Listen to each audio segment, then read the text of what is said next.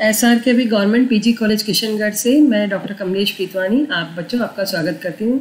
आज के हमारी इस क्लास में हम paper second BCom part second का पेपर सेकंड कॉर्पोरेट अकाउंटिंग का रिडम्पशन ऑफ प्रेफरेंस शेयर्स का पार्ट 4 देखने जा रहे हैं। इसके 3 पार्ट्स की स्टडी हम पहले कर चुके हैं, जिसके अंतर्गत हमने issue of preference shares and redemption of preference shares कैसे किया जाता है उसके मेथड्स के बारे में समझा।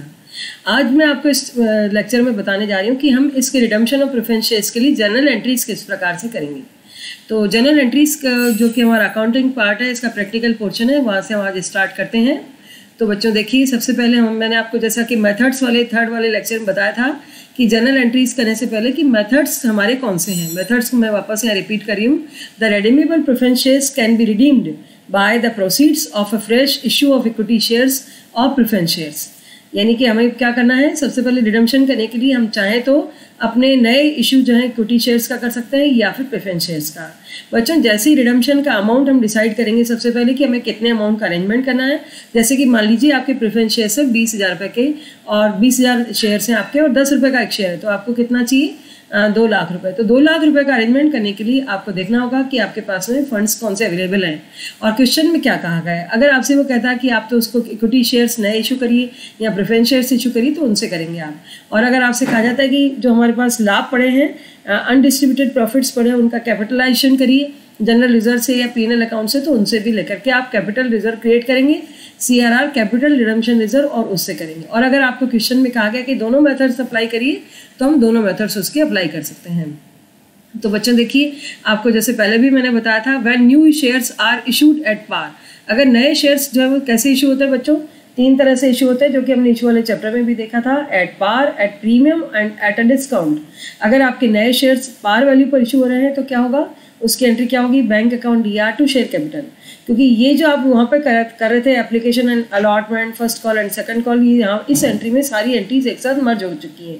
क्योंकि मैंने आपको बताया था कि लास्ट इम्पैक्ट हमारा बैलेंस शीट पे क्या पड़ता है, शेयर कैपिटल लायबिलिटी साइड में आता है और एसेट साइड में बैंक अकाउंट आता है। तो ये वाली एंट्री आपकी हो गई कि आपने नए शेयर्स को आपने किस पर इशू किया, एट पार वैल्यू। 10 रुपये का शेयर आपने 10 रुपये पर इशू किया है। और अगर आप उसे आपको मार्केट में उसकी आपकी गुडविल अच्छी है और आपको प्रीमियम पे शेयर इशू हो रहा है, दैट मीन्स आपका 10 रुपये का शेयर 12 रुपये पर इशू हो रहा है और आपकी एंट्री हो रही है bank account DR to share capital to share premium.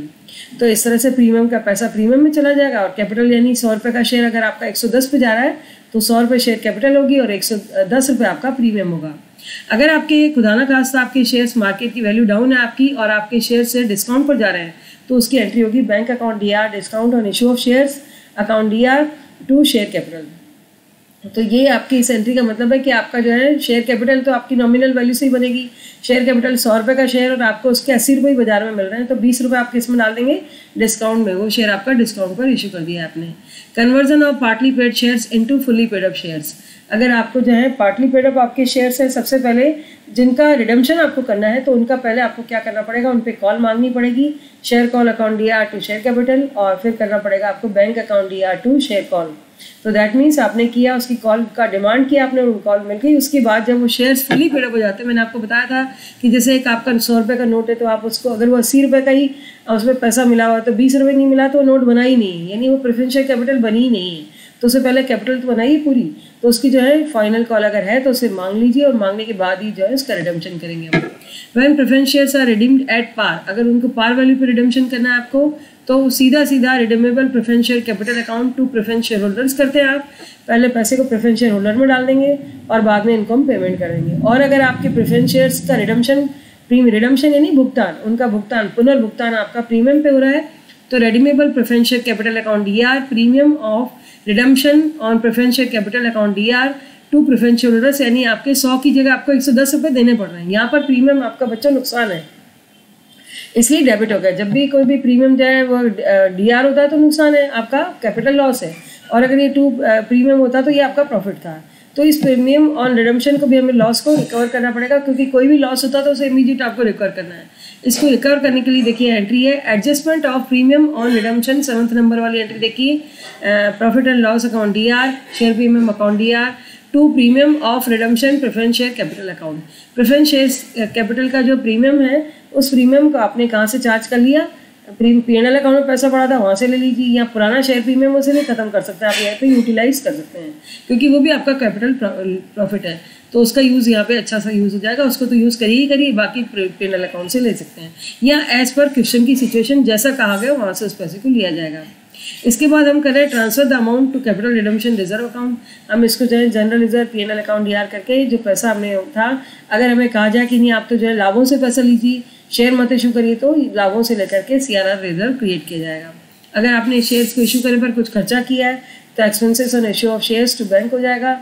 और अगर आपको जो है पेमेंट करना है इनको लास्ट में, क्योंकि आपने प्रेफरेंस शेयर होल्डर अकाउंट पैसा डाल दिया है, तो वो पैसा पे करिए, preference share holder account DR to bank करके भुगतान कर दीजिए। अगर आपके फुली पेड बोनस शेयर आपको इशू करने के लिए कहा जाए तो आप पैसा जो आपका CRR में पड़ा है वो ले लीजिए, जनरल रिजर्व में, शेयर बीमे में, P&L अकाउंट में, इन सब से लेकर के बोनस टू शेयर होल्डर में पैसा डाल दीजिए। और फिर कैपिटलाइजेशन ऑफ प्रॉफिट करने के लिए कहा जाए तो बोनस टू शेयर होल्डर से फिर आप उसको इक्विटी शेयर एंट्री कर रहे हैं, bonus to share holder account DR to equity share capital. इस एंट्री का क्या मतलब बच्चों, वैसे अगर आपको पैसा मिलता तो होता bank account DR to equity share capital, लेकिन बोनस शेयर का मतलब ये था कि आप शेयर्स भी इशू करते हैं लेकिन आपको उसका पैसा नहीं मिलता है, तो bank account DR to equity share capital की जगह हो रहा है bonus to share holder account DR to equity share capital account. तो ये आपका जो है शेयर्स इशू है। इसका एक छोटा सा एग्जांपल मैंने दिया है। वाई कंपनी लिमिटेड के पास में 2000 प्रेफरेंस शेयर्स है, फुली पेड अप है वो पहले से ही, और उनका जो है आपको रिडम्पशन करना है। छोटा सा क्वेश्चन दिया मैंने ये, और इनका रिडम्पशन करने के लिए आपको नए शेयर इशू करने के लिए कह रहा है। हालांकि देखिए इस क्वेश्चन में आपको कंफ्यूज करने के लिए कहा गया है कि जनरल रिजर्व में भी पैसा पड़ा, लेकिन इसने आपको बता दिया कि मेथड आपको कौन सा फॉलो करना है, आपको fresh issue of equity shares करना है, नए शेयर इशू करने हैं। तो उसकी हम एंट्रीज करते हैं, चलिए देखें क्या होगा इसमें। सबसे पहले प्रेफरेंस शेयर कैपिटल 20,000 की को प्रेफरेंस शेयर होल्डर में डाल देंगे, और फिर हम 20,000 का अरेंजमेंट करेंगे नए शेयर्स इशू करके, bank account DR to equity share capital. और ये पैसा अरेंज हो गया, नए शेयर का पैसा कैश आते ही आप उस कैश को यूज़ कर रहे हैं, preference share holder account DR to bank करके आपने उनका भुगतान कर दिया। धन्यवाद।